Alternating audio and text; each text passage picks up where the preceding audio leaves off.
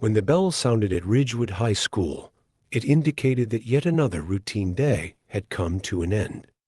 As they rushed to get out of the educational dungeon, students rushed into the halls, laughing and pushing each other as they did so. A tall, pale figure with piercing blue eyes and a jumble of platinum blonde hair wrapped into a haphazard ponytail strode among them. He was the only one of his kind. She went by the name of Irina Volkova, and she was the new student who had transferred in. They trailed her like shadows, whispering to her, "Who's that? She looks weird. Bet she's some rich snob." They were disregarded by Irina, whose look was indecipherable. The whole thing seemed familiar to her. After then, the first examination was carried out. Ridgewood was brought under Jasmine Carter and her crew's control by a combination of phony charm and overpowering intimidation.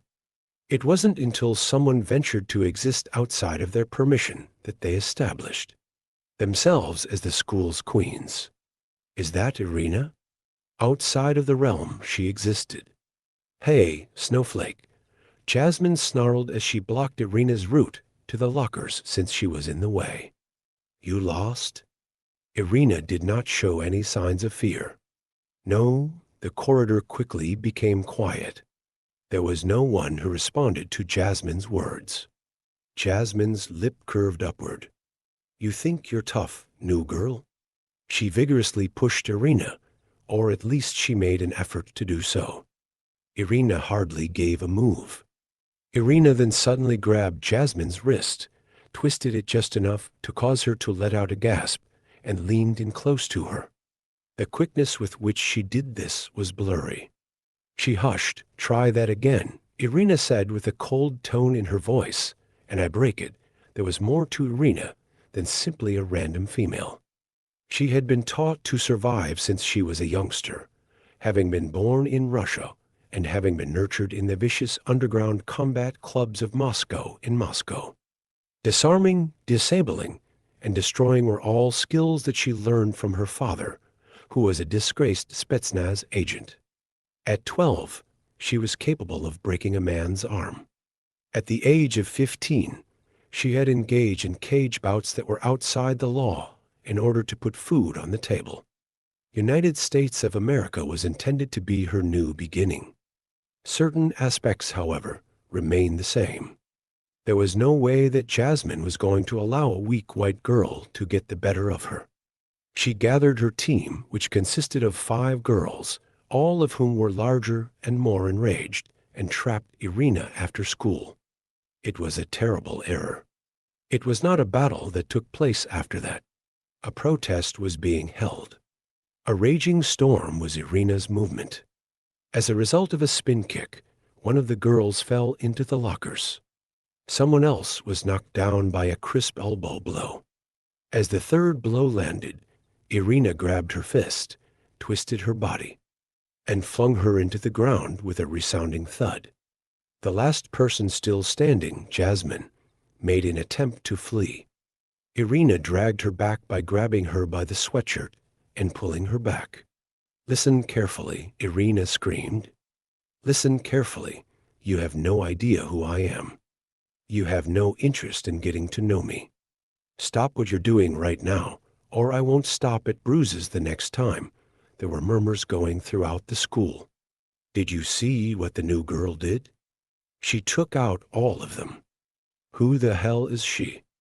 The members of Jasmine's crew? Neither of them ever brought it up again. However, there was another person observing. During the time when Irina was walking past, a young lad with piercing eyes and a knowing smile was leaning against the lockers. "Nice moves," he pointed out. "Ever consider fighting for money?" Irina took a momentary pause. Perhaps the United States of America is not as dull as it seems. As she looked at the youngster, Irina's eyes focused in concentration. In addition to being tall and slender, he had black hair and a smile that suggested he knew more than he let on. Her tone was uninteresting as she said, "Who is asking?" "My name is Matteo," he introduced himself as he pushed off the lockers. I am the owner of a little fight club, the Underground. The money is good if you are able to manage yourself." As he continued to shuffle away, he took a quick glimpse at the fading bruises that Jasmine's crew had. "Looks like you can." However, Irina did not respond soon away. She had vowed to abstain from fighting after Moscow because she had too many unpleasant memories and too much blood on her hands. However, the United States of America was a costly country, and her aunt's earnings from the cafe barely met the rent. The question that she ultimately asked was, how much? He smiled at Matteo. "Enough to make it worth your while." Unlike in the movies, the Fight Club was not located in a warehouse that had been abandoned. It was concealed at the rear of a garage that belonged to a mechanic, concealed by piles of tires and enveloped in the aroma of motor oil. People who were eager for a thrill, people who enforced gang rules, and combatants who wanted to show themselves were all there in the audience. When Irina entered the ring for the very first time, her opponent was a gigantic giant by the name of Razor. With a smile on his face, he cracked his knuckles. "Oh, they sent me a little girl to play with?" All of the people laughed. It was 30 seconds later that Irina swept his legs, trapped him in a chokehold, and put him to sleep. At that point, they stopped laughing. The atmosphere in the room exploded. As he gave her a packet of cash, Matteo's eyes shone with a gleaming smile. "Told you it'd be worth it. The victory was not difficult to achieve. It is too simple." Irina was able to disassemble every opponent that was made available to her week after week. She was the icy blonde who moved like a ghost and struck like a truck, and the audience adored her. On the other hand, no one was a fan. An individual dressed in a smart suit approached her one evening, after yet another hard knockout. The tone of his voice was silky as he continued, "You are impressive, but you're drawing too much attention." The blood was brushed away from Irina's lip. And attention is bad for business. It was a card that he slipped over the table. "My employer would like to meet you." She felt a shiver go down her spine as she read the name on the card. Petrov, Victor E., and former adversary of her father's. There was more to Petrov than simply a gangster. He was the one who had betrayed her father, which was the primary basis for her family's decision to leave Russia in the first place. After that, he was in the United States of America, observing her. In his penthouse, Petrov added, "You fight like your father," as he was swirling a glass of vodka. "However, you are more intelligent than he was." Because of his pride, he passed away. Are you? A life fit for a queen might be yours. Irina's fists were tightly wound. "What do you want?" Petrov wore a grin. "One who triumphs. I need someone to stand up for me when the actual conflicts begin. The ones that are not locked up in garages. Layers were present in the subterranean world." Moreover, Irina was about to plunge into the most profound of them all.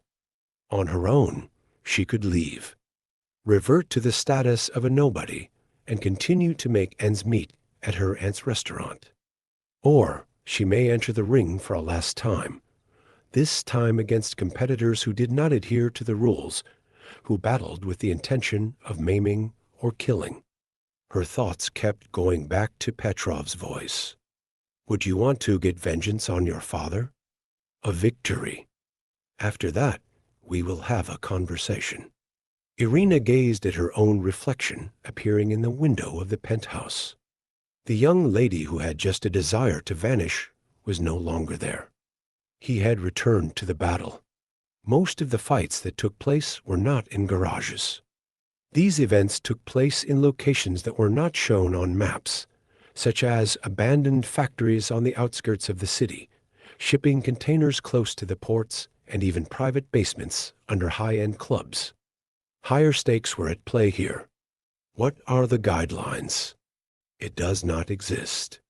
It was against a guy known as the Butcher that Irina competed in her first bout. This man was a mountain of muscle who had a reputation for shattering spines. This time, the audience was not raucous. Rather, they were quiet and watched like vultures doing their thing. Not a single spectator was present. Gamblers, assassins, and persons who took pleasure in causing agony were also among them. At that moment, the butcher smiled. His teeth sharpened into points. "I'll make it quick, little rabbit." Nothing was mentioned by Irina. As soon as the bell rung, she did not stop waiting. It was a lunge. The butcher was powerful, yet he moved slowly. Irina seemed like a ghost, maneuvering around obstacles, weaving and hitting pressure points with surgical precision. In order to knock him out, she did not resist. She exerted herself to break him.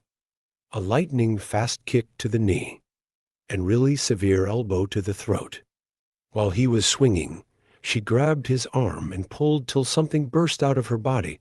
The butcher let forth a yell. The audience went into a frenzy. Petrov observed the situation from the shadows, his grin becoming wider, exactly as her father did, while Irina was sitting in the locker room after the fight. She was cleaning the blood off of her knuckles, while leaning on the doorframe. Matteo leaned. "You're playing a dangerous game, Volkova." Her tone was icy as she said, "I don't play games. Petrov is deceiving you. Doesn't it make sense to you?" Irina's hold on the sink became more constrictive. "I know," Matteo equivocated for a moment before lowering his voice.